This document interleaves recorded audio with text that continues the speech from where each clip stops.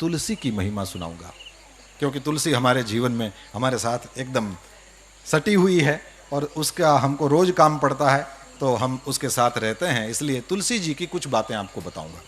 लिखा है, शंकर भगवान के मुख से ये तुलसी महिमा बताई गई पद्म पुराण में।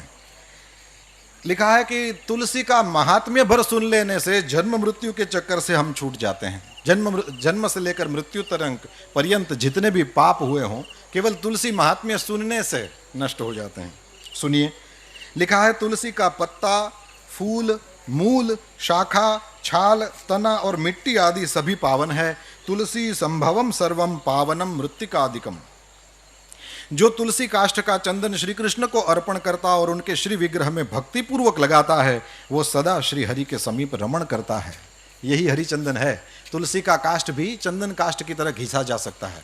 यही सर्वांगे हरिचंदनम है, इसी को हरिचंदन। तुलसी का काष्ठ इसमें घिस दो, हो गया हरिचंदन, या तुलसी का पत्ता उसमें घिस दिया, हो गया हरिचंदन। ये ठाकुर जी को धराया जाए।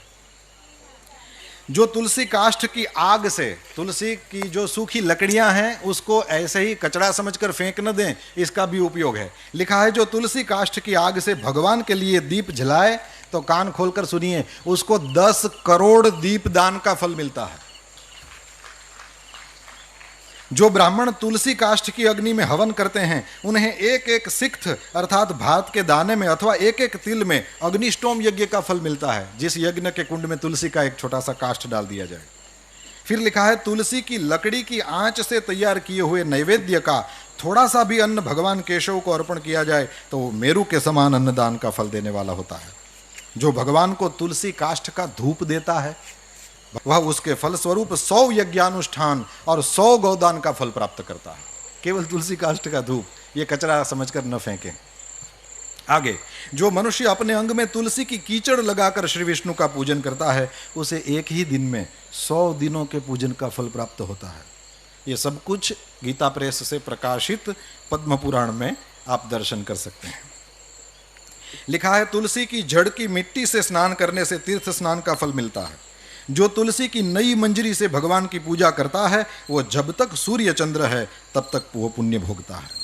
तुलसी द्वारा पूजित होकर भगवान श्री हरि भयंकर उत्पातों, रोगों तथा अनेक दुर्निमित्तों का भी नाश कर डालते हैं।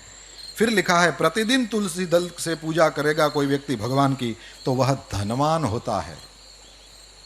तुलसी की मूर्ति संपूर्ण सिद्धियों को प्रदान करने वाली है। फिर लिखा है, पार्वण श्राद्ध के अवसर पर श्रावण मास में तथा संक्रांति के दिन तुलसी का पौधा लगाना ये अत्यंत पुण्यदायी है। तुलसी की जड़ में ब्रह्मा जी रहते हैं, मध्य भाग में भगवान जनार्दन रहते हैं और मंजरी में रुद्रदेव का निवास है, इसलिए शायद मंजरी रुद्रदेव को चढ़ती है। जिस घर, गांव या वन में तुलसी का वृक्ष हो, वहां जगदीश्वर श्री विष्णु प्रसन्न चित्त होकर निवास करते हैं। उस घर में दरिद्रता नहीं होती, वहां दुख, भय, रोग नहीं ठहरते। जहां तुलसी की सुगंध लेकर हवा चलती है, वहां की 10 दिशाएं और 4 प्रकार के जीव पवित्र हो जाते हैं। जिस घर में तुलसी के मूल की मिट्टी हो, वहां संपूर्ण देवता तथा कल्याणमयी भगवान श्री हरि सर्वदा स्थित रहते हैं।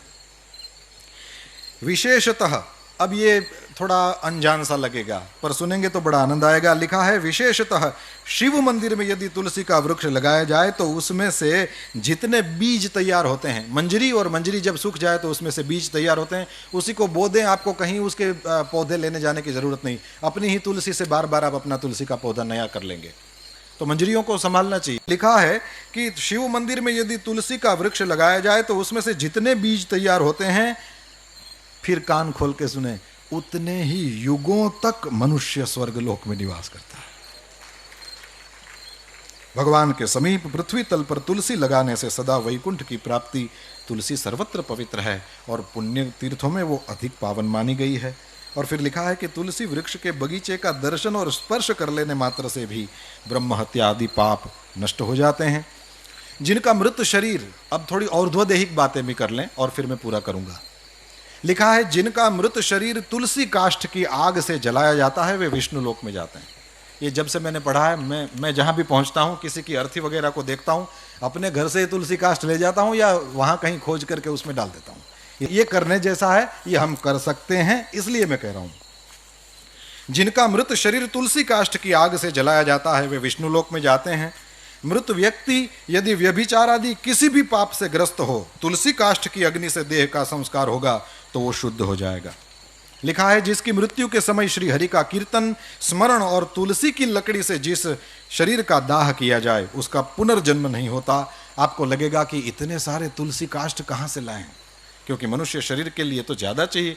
तो यहाँ लिख दिया है, यदि दाह संस्कार के समय अन्य लकड़ियों के भीतर एक भी तुलसी काष्ठ हो तो करोड़ों पापों से युक्त होने पर भी मनुष्य की मुक्ति हो जाती है।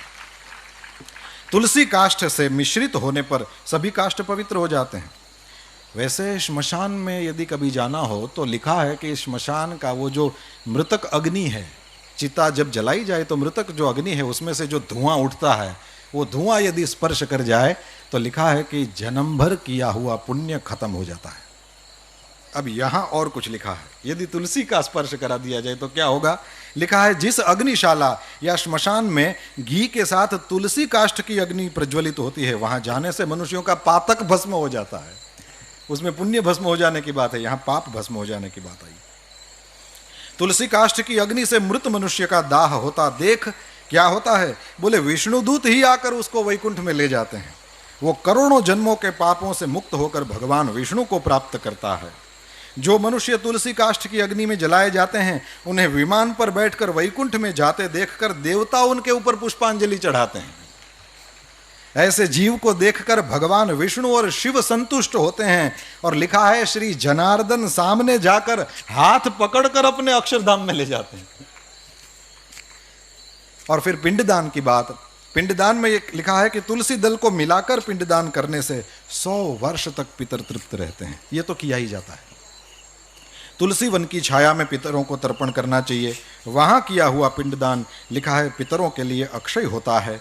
और 260वां अध्याय, इसमें समुद्र मंथन की कथा है। और समुद्र मंथन की कथा में नई बात लिखा है, महालक्ष्मी जी प्रकट हुई, फिर चंद्रमा प्रकट हुए। और पद्म पुराण का वचन है कि चंद्रमा प्रकट हुए जो हम सबके मामा हैं। पद्म पुराण में लिखा है कि चंद्रमा हम सबके मामा हैं। अब मैया है महालक्ष्मी जी, श्री जी और मामा हो गए ना। और फिर लिखा है कि इनके बाद समुद्र मंथन से भगवान श्री हरि की पत्नी तुलसी जी प्रकट हुई, जो परम पवित्र है और संपूर्ण विश्व को पावन बनाने वाली है। जगन माता तुलसी का प्रादुर्भाव श्री हरि की पूजा के लिए ही हुआ है। और सच में कभी भी श्री हरि का दर्शन करिए। मंगला के बाद जब ऋषि कुमार ठाकुर जी को सजा देते हैं पुष्पों की मालाओं से, तो उनके चरणों का फिर दर्शन नहीं होता। वो इसलिए नहीं कि नहीं कराना चाहते, लेकिन इसलिए कि उसमें तुलसी से वो दोनों चरण अच्छा देते रहते हैं। अंत में श्री राजेंद्र दास जी महाराज के द्वारा सुनी हुई एक बात कह करके पूरा करूंगा। उन्होंने कहा कि तुलसी जी क्यों इतनी ज़्यादा चढ़ाई जाती हैं।